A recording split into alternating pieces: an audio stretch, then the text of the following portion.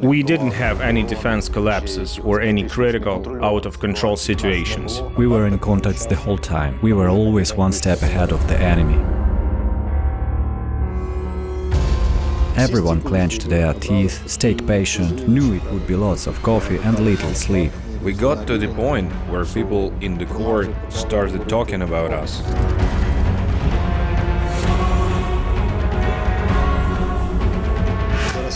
This is a war of technology now. I fully trust my commanders.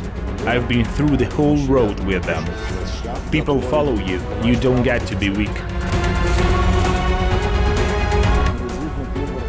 Lubert Rican guys, they are sons of Ukraine. Everyone sees how Azov fights, how Lubert fights. Brother, here you'll be treated as an equal. What we could and had to do, we did. Lubert unit, by the time we joined, had already existed before its service in Azov. It was formed in the first days of the full-scale invasion. ATO veterans, regular civilians who stepped up. The core came together, structure, chain of command, and step by step the unit was carrying out combat missions across different parts of Ukraine within the Special Operation Forces. We served for a bit over 2 years, and then, through negotiations, joined the 12th Special Purpose Brigade as the 5th Battalion.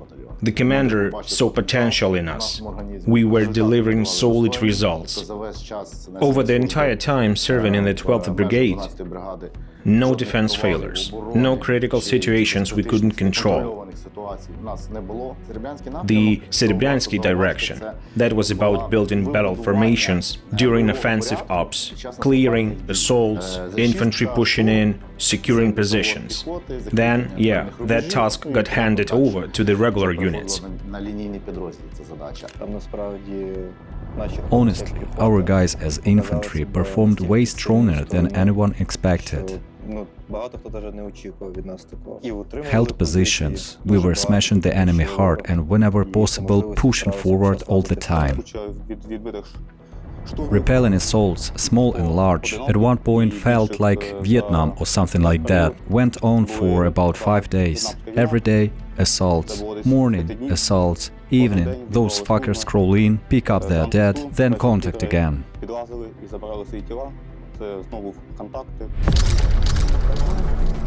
It'll be fine. Let them come. We'll learn. Over the radio they said we're moving out.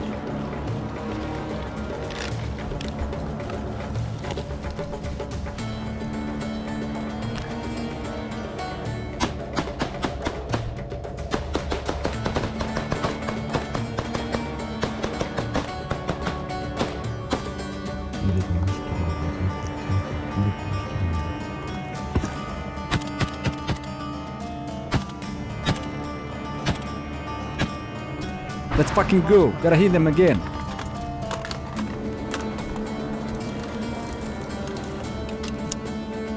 Yeah.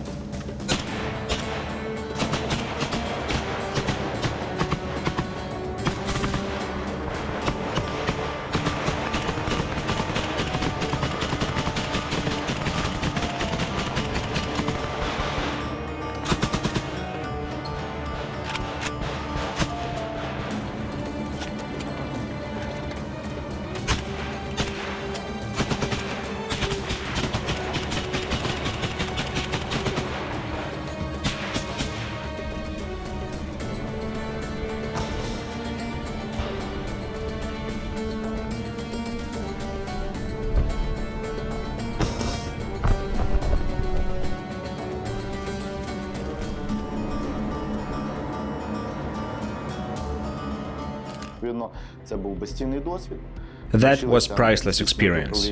We learned how to manage all forces and assets, because in the battalion we had way more of them than in a Spec Ops unit. Learned to work in coordination with a lot of adjacent units within our AO.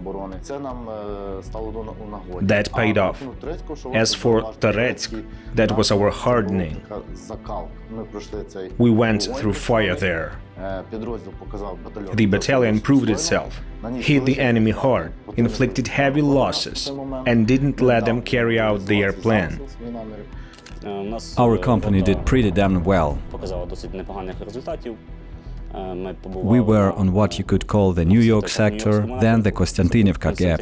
After that, the company basically became the backbone for setting up a UAV battalion. Those were most productive days. Lots of open terrain, huge AO, plenty of units we worked with. They'd scout target for us, and we've hit them pretty damn effectively. We had fights in 3 lines. Had to stabilize the front, that was the task. In close contact, our guys never lost. We were always one step ahead of the enemy. Then we got digital bombers on top of FPVs. Worked them hard too. Had some of the best numbers in the whole brigade, our 5th battalion.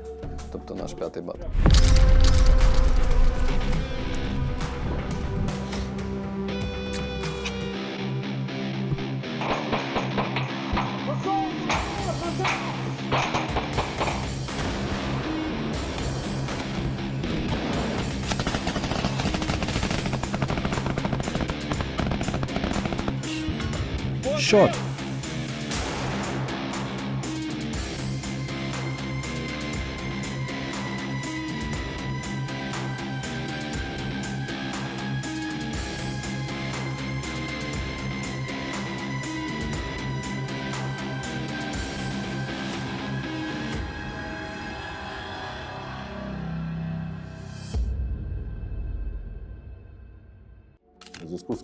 With the core reform, expansion, switching to this new command structure and way of fighting, I had a talk with the current corps commander, and we were offered to take over a brigade. We knew exactly what kind of responsibility that is, how much work was ahead. We agreed, and it was rough, because the battalion was still holding defense on the Toretsk direction the whole time, while some of us were setting up brigade command and logistics. We were pulling people out bit by bit, getting them into the process. And once we were more or less ready, about 3 months in, we linked up with the battalion redeployed to the Dobropilya direction and started operating as part of the 20th Lubarд Brigade. Everyone clenched their teeth, stayed patient, knew it would be lots of coffee and little sleep. Not gonna sugarcoat it. We've got recon units that carry a heavy load. Finding the enemy where he's hiding, spotting him, taking him prisoner or taking him out.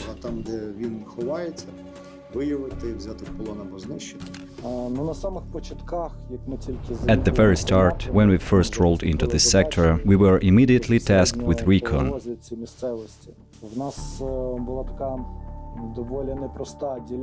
The area we had to take over was rough.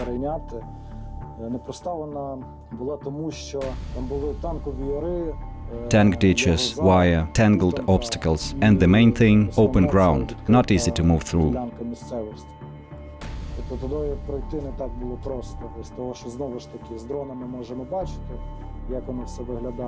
From the air, sure, you can see what it looks like, where the infantry can hold there, where the UAV crews can work. But you still need boots on recon. That's what we did at the beginning.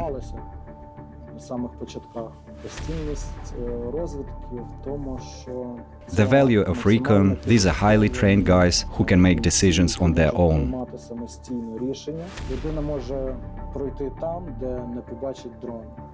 A person can go where a drone won't see. That's exactly what we're still using now. Recon guys mark routes, gather intel, pass it up, analyze, then execute.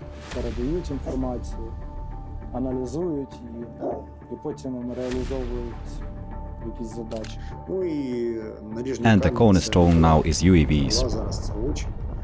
Drones are eyes, they kill the enemy where infantry can't even get to. And most importantly, they stop enemy movement. Mining their approach routes, that's been extremely effective. So yeah, that's the direction we're pushing now.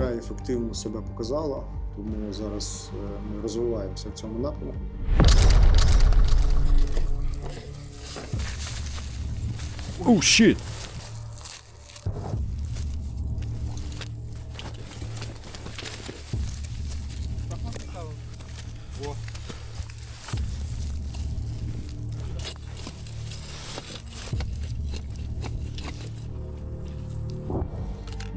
We hit the enemy pretty effectively in depth, while they are moving up at their staging areas. We know their routes well, lay mines remotely, take out their gear where they think they are safe, and keep building up these capabilities in the brigade. Now we're a brigade, so we cover a wider, deeper range. We're walking from zero line out to 40-50 kilometers. We've got the tools to hit deep targets, logistics, routes, everything. But we haven't walked away from what we used to do in the company. We still cover infantry, same as before. And yes, sometimes we fly toward Donetsk. That's just because we're infantry at the core. We're used to being up close. Our job is to protect our infantry. We work alongside our 1st Battalion and adjacent infantry units.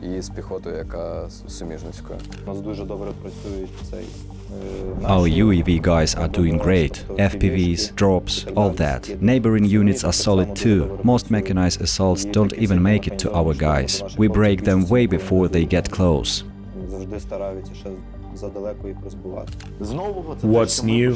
We're building up additional units, capabilities we didn't have as a battalion, like air defense.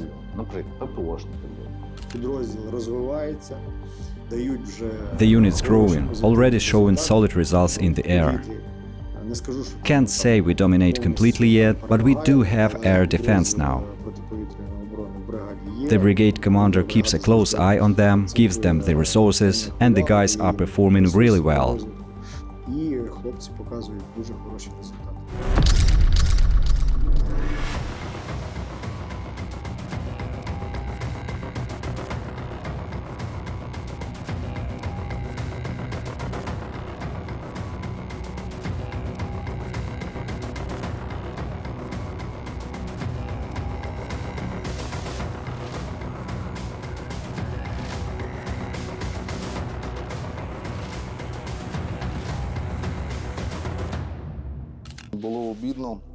It pissed me off hearing reports like this many Molnia Russian cheap UAV drones hit our guys' positions. I pulled the guys together, said, alright, they're tearing our positions apart.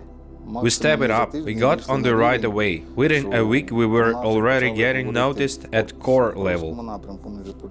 On the Pokrovsk direction we really started leveling up, improving, growing. Now 2.5 months in, over 500 taken down. Efficiency went way up. We even heard from intercepted comms. They were saying some heavy crew had come in. Out of 100%, only about 10 made it through to hit infantry positions. The other 90 we took down with the crew.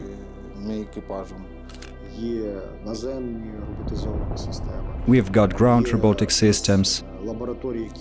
We've got labs building our own drones. No need to go into details. Same with labs making explosive stuff. Back on the Toretsk direction, we realize we need a workshop, a proper lab. Positions are many, drones are many, they all need flashing, setup, tuning, test flights, that all has to be done. You need people for that, trained specialists. We figured this out about a year ago, because otherwise there's no growth. Otherwise you're just a pilot, not a specialist, not a guy who can adapt, invent, tweak things and actually push new tech into the system. Otherwise you're just a pilot, not a specialist, not a guy who can adapt, invent, tweak things and actually push new tech into the system. War changes every 3-6 months. Right now, it's a tech war. The whole Ukrainian army has realized ground robots are cheaper and better than using vehicles. You don't risk a driver. And there is a signature issue. A small UGV rolls up the position. Guys unload fast versus a big vehicle covered in all that cage armor.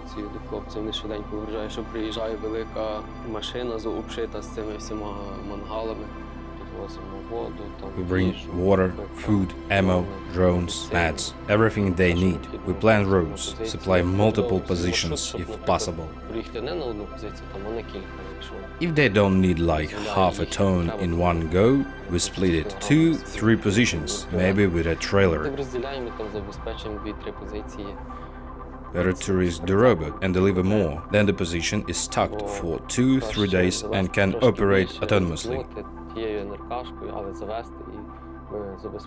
Забезпечимо позицію на 2-3 дні, вона буде працювати автономно. Ми вже тут 4 місяці працюємо. We've been working here for 4 months now. Not gonna hide it. The enemy took serious losses thanks to coordinated work of our brigade and adjacent units, including Azov Brigade's Corps. They are still moving, but not nearly as hard as before. Далі продовжує рух свій, але вже не так інтенсивно. Basically, they can't fully use their potential anymore. That breakthrough they had before Azov came to the Dobropilye direction, it's pretty much shut down now. На Добропільський напрямок. Ну, тобто це вже зведено майже до нуля. Зрозумілої There is no fixed line of defense. немає, тому Huge buffer zone. And the enemy just infiltrates deep. Sometimes they don't even engage. No firefights. Their goal is to sleep through as deep as possible and mess up our logistics. Most of our time we hold and secure positions. But whenever we can, we push forward a bit. You can't just sit in one place forever. Our guys don't do things half-assed. Everything is planned. What if, scenarios, advance, fell back, all of it. There were times guys pushed forward, killed the enemy, took prisoners.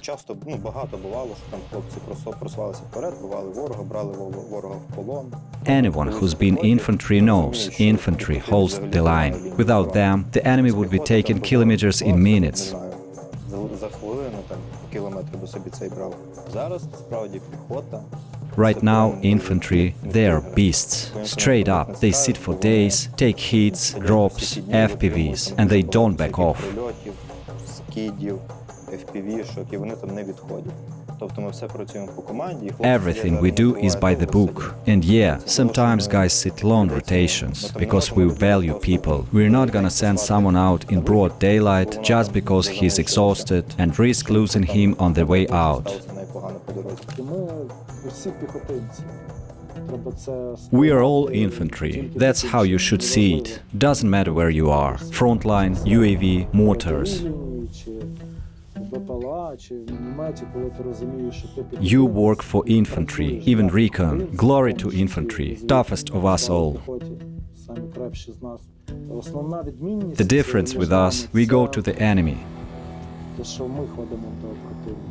Наш підрозділ That's what we are used for. Go, find, kill. Пішли і знайшли і вбили противника. Коли все спокійно, When it's calm, sure, recon, intel, but most of the time we're sent where it's already going bad. Enemy sleeping through, pushing infantry. Але в переважній більшості нас задіюють там, де вже починається, як інакше сказати, починається складна ситуація. Це вже безпосередньо, коли противник або просочується We go in, restore positions, or eliminate them. бойові порядки, або відтисняє піхоту, і ми мусимо відновити наші попередні позиції, або прийти і ліквідувати противника. Наші хлопці Our guys once ran into 2 Russians in a basement. Offered them to surrender. They said, Speak Ups doesn't surrender. Yeah, so we spiced them up with canned tomatoes. First, a thermobaric went in, set the tomatoes off, then the canned tomatoes all over the Russian spec ops. Yeah, Russian spec ops covered in tomatoes. To put it simply, UAV guys are positioned a bit behind infantry. If an infantryman is wounded, he pulls back into UAV positions. We had spots, UGV positions, that were processing up to 60 guys a month. Not always severe injuries, but still 60 people passing through in a month. I do telemedicine with the guys. If it's a UAV position, there's always Starlink, internet, you can see what's going on. If it's infantry, usually just a radio, so we consult over comms. You guide the guy, support him so he can actually give proper aid. Sometimes he doesn't know something, like more specific medical stuff. You prompt him, he describes symptoms and you walk him through it. On the last sector, we had a few cases where, honestly, only communication saved the guy, pulled him back from the edge. Most of our guys are CLS level. They can assess properly, shock or not, check for massive bleeding, all that.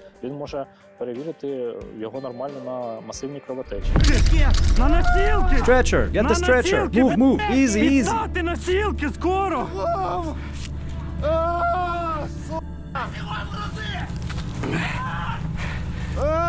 Bullet! Bring him here! Got him! Тянем. Давай.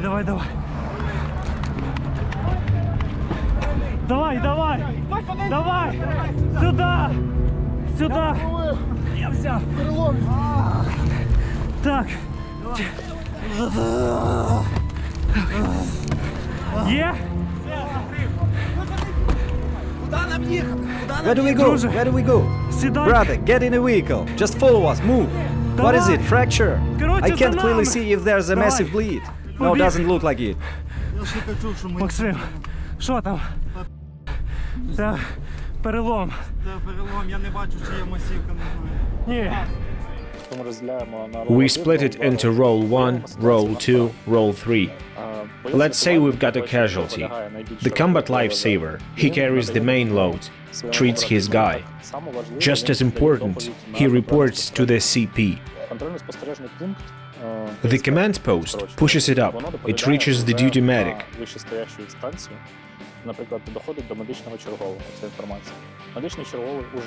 The duty medic decides logistics. Can we drop supplies with a drone? What type? Do we need blood, injectables? Can armor get there and evac? If not, can a UGV reach it? Right now, most evac is on ground robots. Because logistics are hell with enemy drones, but a remote UGV can get through almost everywhere.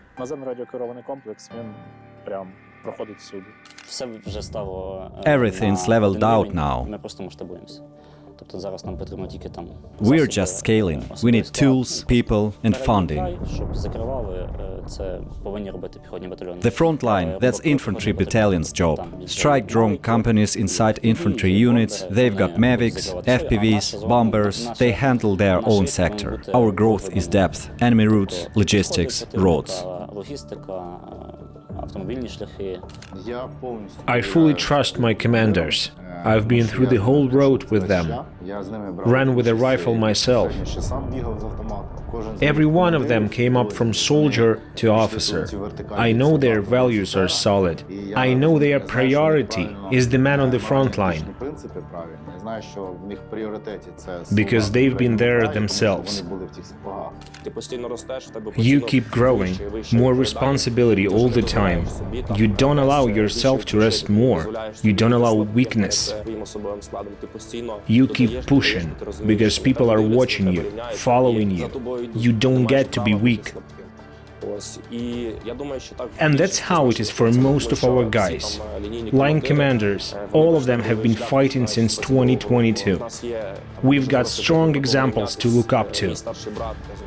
My older brother, I'll always say it, came out of the 12th Brigade. Same as all that guys who defended Mariupol. Now most of them are commanders in the Azov Corps. Strong leaders, professionals, and you've got to keep that standard because you're in that structure, you're in the Corps. And the warrant, NCO system, it does huge work too. They build sergeant-level leadership, brigade sergeants major, corps-level guys, huge experience. They pull younger guys up, squad leaders, platoon, company sergeants, pass on values. That's how the backbone of command is built, from squad leader all the way up. We've got a ton of different skill sets. Mechanics, tech guys, everything, from soldering to hell, even cooks. If we are talking pure combat, that's mostly younger guys. Setting up a drone, you need IT guys. Fixing one, you need a mechanic, a welder, someone who knows their way around a computer. Even basic stuff, planning routes, working with maps, every civilian skill turns out useful here.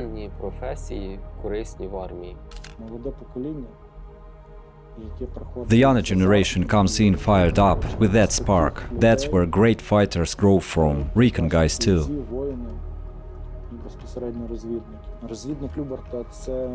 A Lubart Recon guy, that's initiative. A guy who wants to grow, who understands the mission for the Ukrainian nation and why it matters. Lubart Recon, that's the best sons of Ukraine. Me as the medic for the UAV unit, I'm more focused on mid-level and junior med staff.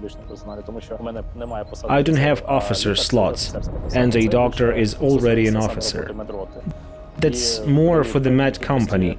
Once we've got enough doctors, we can deploy a proper stabilization point. Right now we've got a hospital section. Doctors working there, seeing wounded and sick guys in an outpatient setup. Brother, here you'll be treated as an equal. You won't be some dumb soldier just doing whatever you're told with no voice. Yeah, we've got discipline, and in Azov units it's one of the top priorities, along with training. That's what everything is built on. But you'll be respected, you'll be heard, and you'll be called brother, and that means a lot. It's not just a word, it's brotherhood. I think we've found a good balance. Motivation, discipline, duty. Everyone feels responsibility. If you lead people, you're responsible for them. And they follow you because they trust you. That matters. When you know people came here on their own, by choice, you take it seriously. You do everything you can to make them effective, to get the job done and keep them alive. Infantry training, from civilian to soldier, start with the basics. Then, after about a month, we move to more specialized stuff. Trench work, urban ops, dry runs and live fire.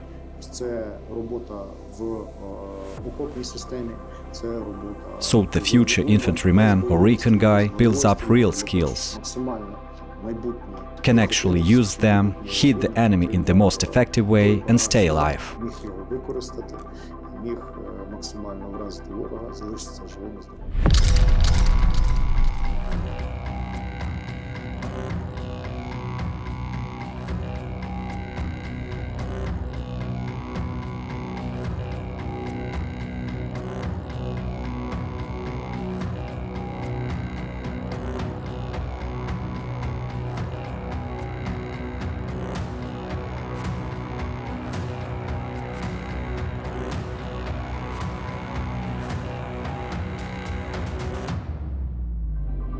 Війна змінюється кожних 3-6 місяців. War changes every 3-6 months, Напевно, зміна технологій. mostly because of tech. Це наріжний Training is the cornerstone, the main factor in mission success. So we put a lot of time and resources into preparing guys for what they'll face out there. Максимально підготувати військовослужбовця до тих обставин, з якими він стикнеться під час виконання бойового завдання. Старі піхотинці передуть весь досвід. Older infantry pass their experience to the new guys. We also try to prep them mentally. Там хлопці відпочивають 3-4 дня, і вони далі вклинюються в заняття. Guys get 3-4 days of rest, then straight back into training. Every day, training, training, training. Хочемо, щоб люди росли, в них були нові навички. We want them to grow, gain skills, become universal soldiers, not just run and shoot, but mine, demine, handle everything. А вони вміли мінувати, розміновувати, тобто різні напрямки. Активні пасіонарії, Active, driven people. That's our crowd. Завжди переживали за долю People who've always cared about Ukraine and are ready to give everything for it. Not just wear a vyshyvanka on holidays and call it a day. До нас завжди йшли Guys who come to us, they want to fight for Ukraine.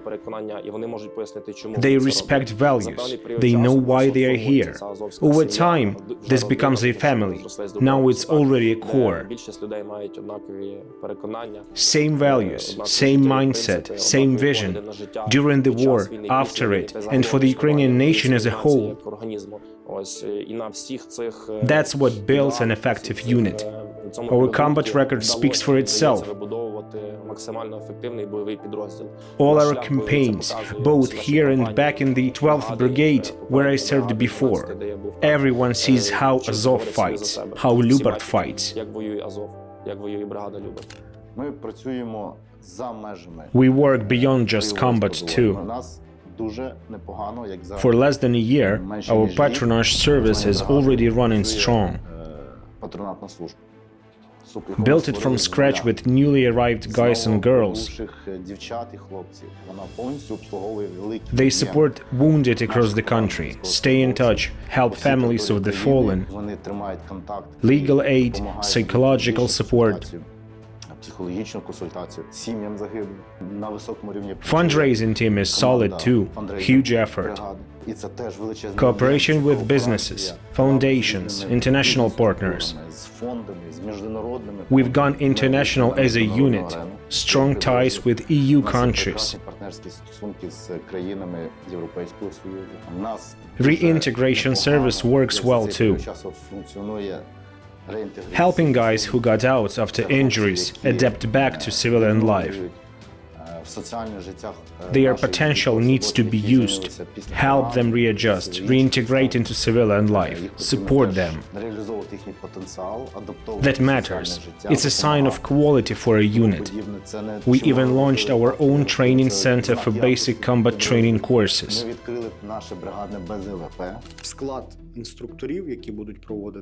The instructors running this basic training course, all of them have been through it themselves.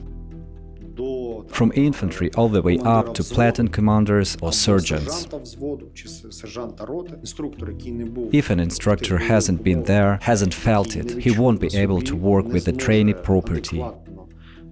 Настроїти роботу з курсантом, не зможе пояснити, які потрібно морально-вольові. Won't explain what kind of mindset you need, what it takes to actually be a soldier and do the job right.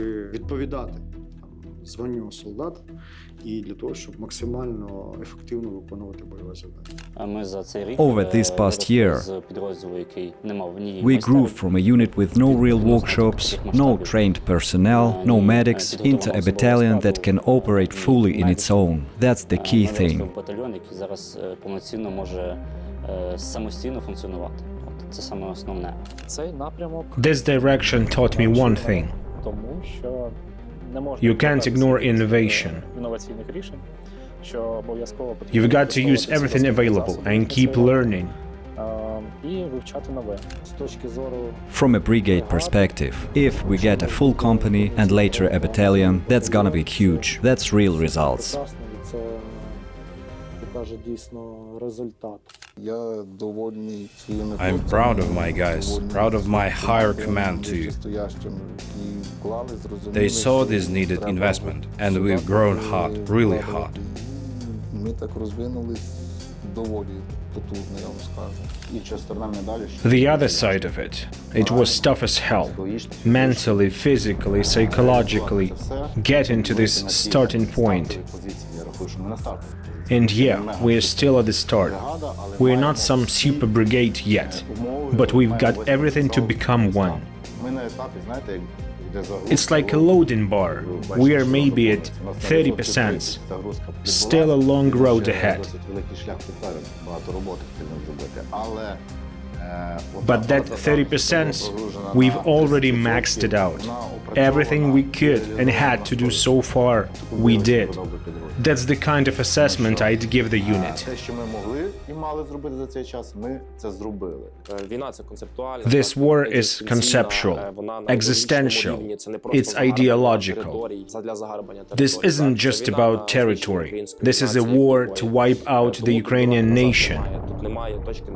There's no going back. We've passed that point. What keeps us going?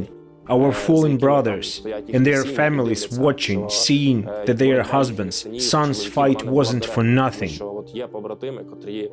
That there are still guys out here carrying it forward, taking revenge for every one of ours, for every fallen son of Ukraine. We've got hundreds of our guys still in captivity, and every fight, every hit on the enemy, that's one more step to bring them back to us, back to their families in the first place. Because what they go through in captivity, that's inhuman. Not everyone can survive that. And then there is the terror. Cities, infrastructure, homes, schools, civilians dying every day. I don't know who that leaves untouched. It hits us hard too.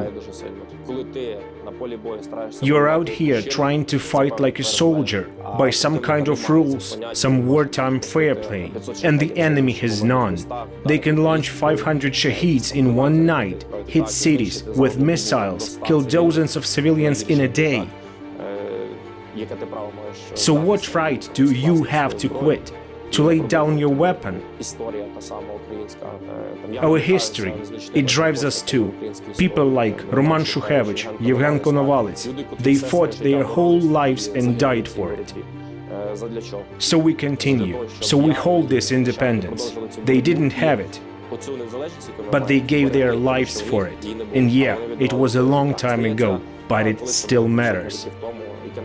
If the nation is to exist, if Ukrainian kids are to have a future, this fight has to go on, and it has to end on our terms.